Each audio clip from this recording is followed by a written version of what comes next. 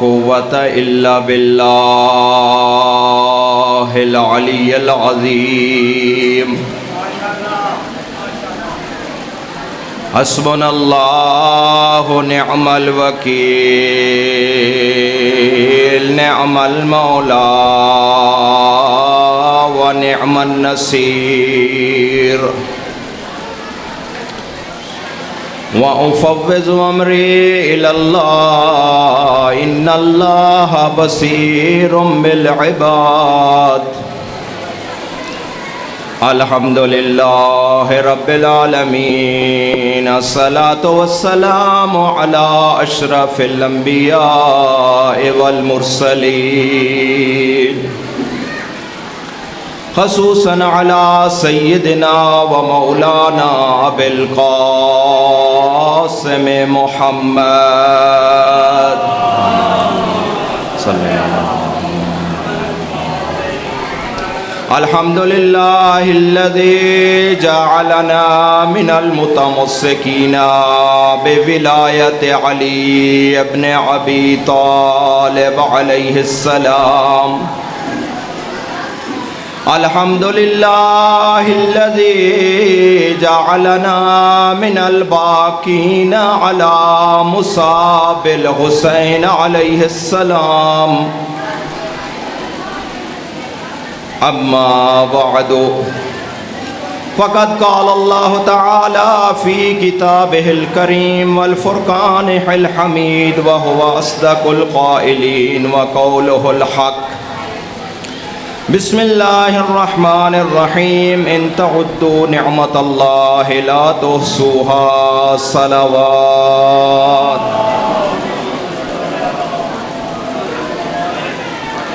عزاداران مظلوم کربلا پرساداران امام مظلوم کربلا خداوند متعال آپ کی یہ عزاداری آپ کی یہ ماتمداری آپ کی یہ پرساداری اپنی بارگاہ میں قبول و منظور فرمائے اور اس کے اوپر آپ کو اجر کثیر عطا فرمائے۔ انتہائی اختصار کے ساتھ گرمی کی شدت ہے، آپ تھکے ہوئے بھی ہیں، زیادہ وقت آپ کا نہیں لوں گا، بس چند جملے آپ کی خدمت میں تاکہ ہمارا نام بھی پرساداران فرزند زہرا میں شمار ہو جائے۔ میں نے ایک آیت آپ کے سامنے پڑھی کہ ان تعدوا نعمت اللہ لا تحصوها، کہ اگر اے حضرت انسان تو اپنے پروردگار کی نعمتوں کا شکریہ ادا کرنا چاہے تو اس کا شکریہ ادا نہیں کر سکتا۔ میں نے 14 چک میں بھی کہا تھا کہ یہ شکریہ کیسے ادا ہو سکے، کیونکہ خدا کی نعمتیں ہیں لامحدود اور یہ انسان ہے محدود، اور ایک محدود لامحدود کو کیسے شمار کر سکتا ہے؟ یہ حضرت انسان کی قوت بھی نہیں ہے، ہمت بھی نہیں ہے، طاقت بھی نہیں ہے کہ وہ انسان جو اللہ تعالیٰ نے اس کو نعمتیں دی ہیں ان کا شمار کر سکے۔ ان ساری نعمتوں میں سب سے بڑی نعمت جو شیعان علی ابن ابی طالب علیہ السلام کو دی گئی، وہ سب سے بڑی نعمت وہ نعمت ہے جس نعمت میں آپ آج موجود ہیں، وہ نعمت ہے مجلس سید الشہداء علیہ السلام۔ سب سے بڑی نعمت محبت اہل بیت، محبت اہل بیت کے اندر سب سے بڑی نعمت ذکر حسین ابن علی ہے۔ یہ وہ نعمت ہے کہ جس نعمت کے لیے خود محمد و اہل بیت محمد علیہ السلام نے تاکید کی اور اپنے دور میں یہ ذکر فرمایا اور اپنے شیعان کو کہا کہ حسین ابن علی کی عزاداری کو برپا کریں، اس کے ذکر کو برپا کریں۔ امام جعفر صادق علیہ السلام کی خدمت میں ایک صلوات پڑھ دیجیے۔ امام جعفر صادق علیہ السلام کی خدمت میں ایک شخص گیا تو امام علیہ السلام اسے فرماتے ہیں کہ اتحدثون اتجالسون، کہ اے فلاں کیا تم مل کے بیٹھتے ہو، اور مل کے بیٹھنے کے بعد کیا تم ہمارا ذکر فضائل و مصائب کرتے ہو؟ اس وقت وہ شخص کہنے لگا نعم فداک یابن رسول اللہ، ہاں فرزند زہرا، ہم مل کے بیٹھتے ہیں اور آپ کے جد کا ذکر بھی کرتے ہیں۔ تو اس وقت امام علیہ السلام نے فرمایا احیو امرنا، کہ ہاں ہمارا مقصود بھی یہی ہے کہ ہمارے امر کو زندہ کرو، ہمارے فضائل کو بیان کرو، ہمارے مصائب کو بیان کرو۔ آگے آپ کے لیے امام علیہ السلام نے دعا دی تھی۔ امام علیہ السلام فرماتے ہیں رحم اللہ من احیا امرنا، اللہ رحم کرے ایسے شخص کے اوپر جو ہمارے ذکر کو زندہ کرتا ہے۔ یہ دعا ہے امام صادق علیہ السلام کی۔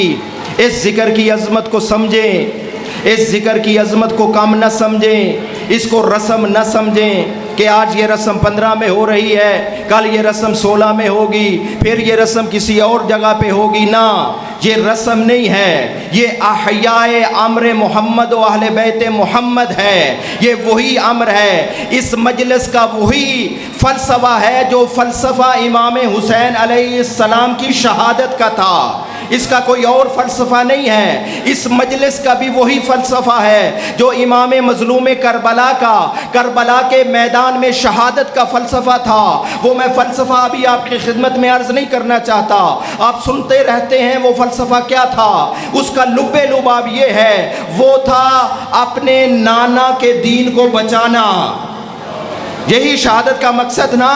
اور امام حسین علیہ السلام نے فرمایا تھا کہ میری شہادت کے بعد اس کا مقصد یہی ہے کہ حلال و محمد حلال الی یوم القیامہ، حرام و محمد حرام الی یوم القیامہ، کہ ہمارے جد کا حلال کیا ہوا قیامت تک حلال رہے گا، ہمارے جد کا حرام کیا ہوا قیامت تک حرام رہے گا۔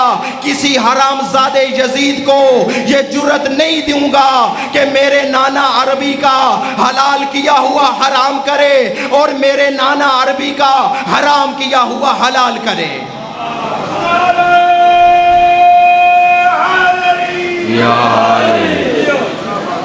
حسین ابن علی نے 1,24,000 انبیاء کی محنتوں کو بچایا ہے کربلا کے میدان میں۔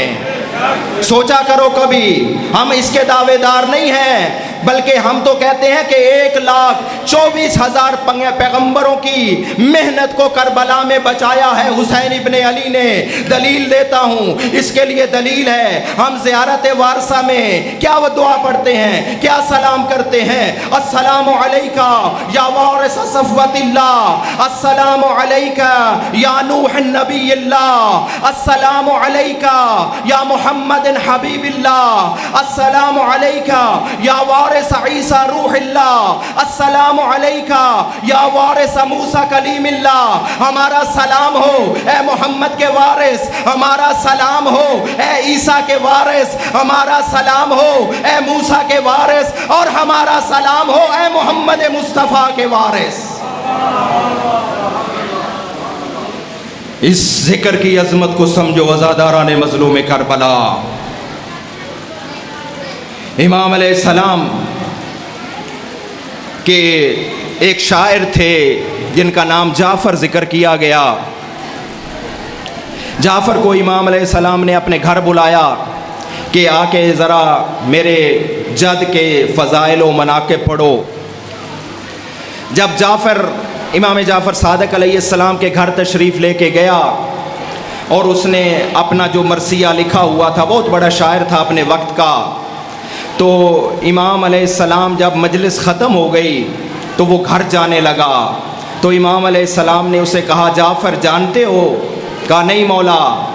کہا ابھی جو تم ہمارے جد کے مصائب پڑھ رہے تھے نا، اس مصائب پہ فقط میں یا تم نہیں رو رہے تھے، بلکہ اس مصائب پہ آسمان کے ملائکہ بھی بریا کر رہے تھے۔ اتنا مظلوم ہے حسین، جس پہ زمین روئی، جس پہ آسمان رویا، جس پہ چرند روئے، جس پہ پرند روئے۔ اتنا مظلوم ہے فرزند زہرا۔ کربلا کے واقعہ کے بعد 40 دن تک کربلا کی سرزمین سے جو پتھر اٹھایا جاتا تھا اس کے نیچے سے خون نکلتا تھا۔ رونا، یہ رونے کی عظمت کو سمجھو۔ خدا نے تمہارے دلوں میں یہ جو محبت کی نعمت دی ہے نا، اس نعمت کی عزادار و قدر کیا کرو۔ رسول خدا نے اپنے دور میں فرمایا تھا کہ یا فاطمہ کلو عین باقیۃ یوم القیامہ الا عین بکت علی الحسین۔ فرمایا تھا اے میری بیٹی زہرا، قیامت والے دن ہر آنکھ روئے گی، فقط وہ آنکھ نہیں روئے گی جو تیرے لال حسین پہ روتی رہی ہے۔ آگے فرمایا ضاحکۃ مستبشرہ، بلکہ جب قیامت کے دن ہر آنکھ رو رہی ہوگی نا عزادارو، اس وقت وہ آنکھ جو دنیا میں فرزند زہرا کے مصائب پہ روتی رہی ہوگی، ضاحکۃ وہ آنکھ ہنس رہی ہوگی، مستبشرۃ اور بڑی حشاش بشاش ہوگی۔ یہ گریہ ہے عزادارو، اس گریے کی عظمت کو سمجھو۔ فرزند زہرا کو بلکہ مطلوب ہے تمہارا یہ گریہ گیا کرو، گریے میں کوتاہی نہ کیا کرو۔ فرزند زہرا نے جب کربلا کے میدان میں کہا تھا نا، کسی اور کو یاد نہیں کیا تھا، اپنے کسی مصائب کو یاد نہیں کیا تھا، بلکہ کربلا کے میدان میں فرزند زہرا نے کہا تھا کہ یا شیعتی مہما ان شربتم مائن فذکرونی او سمیتن بے غریبن او شہیدن فندبونی۔ او میرے شیعو، یاد کیا تمہیں کربلا کے میدان میں فرزند زہرا نے یاد کیا، او میرے شیعو جب ٹھنڈا پانی پینا، مجھ غریب حسین کی پیاس کو یاد کرنا۔ عزاداروں میں یہ مصائب نہیں پڑھنا چاہتا، بلکہ میں مصائب اور پڑھنا چاہتا ہوں، میں مصائب پڑھنا چاہتا ہوں۔ اے فرزند زہرا، تیرے بھی کربلا میں بڑے مصائب ہیں، تیرا بھی بڑا گریہ تھا، تیرا بھی بڑا نقصان ہوا، لیکن میں کہوں گا اے فرزند زہرا، تیرا سید سجاد بچ تو گیا نا۔ میں قربان جاؤں شریکت الحسین پہ، جس کو اللہ نے 2 بیٹے دیے تھے اور دونوں بیٹوں کو بھائی کے اوپر قربان کر دیا تھا۔ عزادارو اس بی بی کی عظمت کو سمجھو، عزادارو اس بی بی کی عظمت کو سمجھو۔ 2 جملے ذرا آرام سے سنو عزادارو۔ اتنا احترام تھا اس بی بی کو بھائی کا کہ جب بی بی گھر میں داخل ہوتی تھی نا، امام مظلوم کربلا کھڑے ہو جاتے تھے۔ حتیٰ محدث جزائری کا یہ جملہ وہ فرماتے ہیں کہ فرزند رسول گھر میں تلاوت قرآن کر رہے تھے، ایک دفعہ شہزادی گھر میں داخل ہوتی ہیں، جو ہی دیکھا فرزند زہرا نے شہزادی کو آتے ہوئے قرآن کو اٹھا کے استقبال کیا اس بی بی کا۔ یہ عظمت ہے شریکت الحسین کی۔ عزادارو جب اس بی بی کی ولادت ہوئی، اس وقت پیغمبر اکرم نے کہا بلال کو، بلال جاؤ مسجد نبوی میں جا کے اعلان کرو اور تمام مسلمانوں کو مسجد نبوی میں اکٹھا کرو۔ سننا اس بی بی کی عظمت کو عزادارو۔ کہا کہ اس بی بی کا استقبال کیسے کیا۔ بلال کو کہا کہ جا کے مسجد میں اعلان کرو، مدینے میں منادی کرو اور تمام لوگوں کو مسجد نبوی میں جمع کرو۔ عزادارو بلال نے منادی کی، لوگوں کو اکٹھا کیا مسجد نبوی میں۔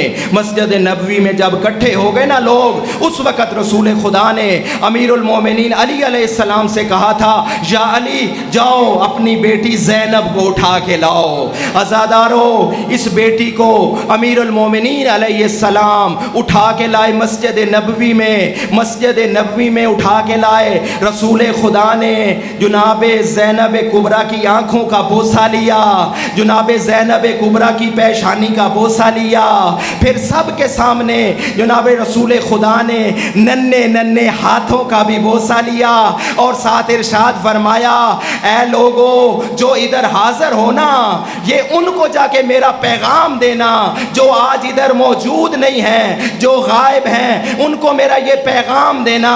کیا پیغام دینا رسول خدا؟ کہا اے لوگو، اے مسلمانوں، جا کے میرا پیغام دینا کہ میری یہ بیٹی ہے، اگر کل کوئی مشکل وقت آئے نا تو میری اس بیٹی کا حیا کرنا۔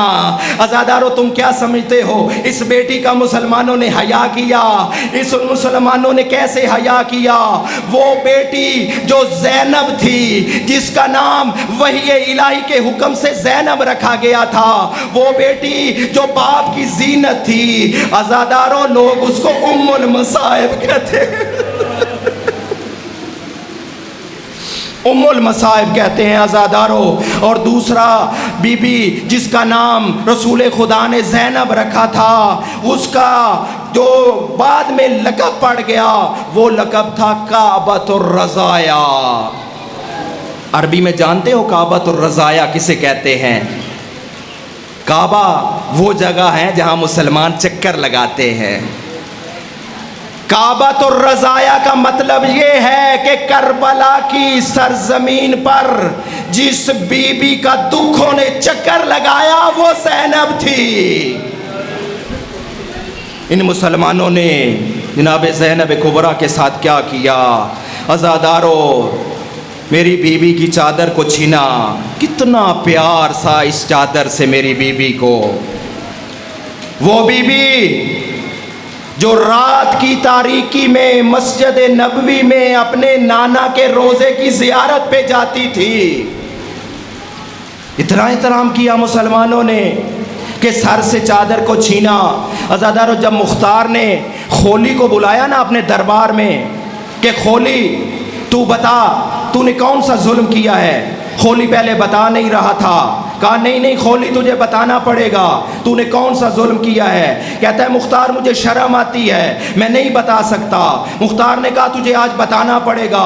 خولی کہتا ہے کہ میں نے سب سے بڑا جو جرم کیا ہے نا، میں نے اس شہزادی کی چادر کو چھینا، اور جب میں نے اس چادر کو چھینا جدھر جدھر میں جاتا تھا یہ بی بی اس چادر کے پیچھے پیچھے جاتی تھی، اتنا پیار تھا اس چادر سے عزادارو۔ پھر یہ بی بی بغیر چادر کے کوفہ کے دربار میں بھی گئی، کوفہ کے بازار میں بھی گئی، شام کے بازار میں بھی گئی۔ عزادارو اس بی بی نے اس شام کے بازار میں جس کو باب الساعات کہتے ہیں 18 اذانیں سنی، بغیر چادر کے سنی۔ عزادارو ایک مولا کا نابینا صحابی تھا جس کی ایک آنکھ جنگ جمل میں چلی گئی تھی، ایک آنکھ جنگ صفین میں چلی گئی تھی۔ جب جنگ صفین میں اس کی آنکھ گئی نا، اس نے مولا سے کہا تھا کہ مولا مجھے دعا کیجئے، اللہ مجھے بینائی واپس پلٹا دے۔ اس وقت مولا نے کہا تھا اے فلاں دعا کر تیری آنکھیں نہ ہوں۔ اس نے کہا ٹھیک ہے مولا، اگر ایسی بات ہے تو میں آنکھیں نہیں مانگتا۔ عزادارو جب بی بی پہنچی ہے شام کے بازار میں، اس وقت دیا ہے نا بی بی نے خطبہ۔ یہ جو مولا کا صحابی تھا یہ ادھر سے گزرا، اپنے ساتھی سے کہتا ہے اے فلاں مجھے بتا آج شام کے بازار میں کون سا علی کا بیٹا خطبہ دے رہا ہے؟ اس نے کہا اے نابینا آج خطبہ دینے والا کوئی علی کا بیٹا نہیں ہے، آج یہ خطبہ دینے والی علی کی بڑی بیٹی زینب کبریٰ ہے۔ اللہ لعنت اللہ علی القوم الظالمین وسیعلم الذین ظلموا أی منقلب ینقلبون۔